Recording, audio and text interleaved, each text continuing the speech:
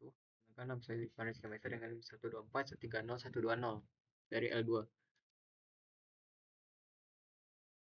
Di sini saya akan membahas strategi divide dan conquer adalah paradigma algoritma yang bekerja dengan memecahkan masalah kompleks menjadi beberapa masalah yang lebih kecil dan mudah dikelola secara rekursif, menyelesaikannya secara mandiri, lalu menggabungkan hasilnya kembali menjadi solusi utuh.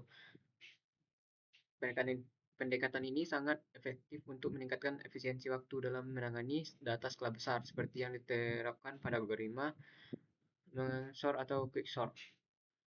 Untuk soalnya mencari nilai minimum dan maksimum di dalam lari berikut. Hasil codingannya. Setelah melakukan run kode tersebut, maka hasil yang didapat jumlah minimum koin adalah sama dengan 4. Mungkin sekian presentasi saya. Assalamualaikum warahmatullahi wabarakatuh.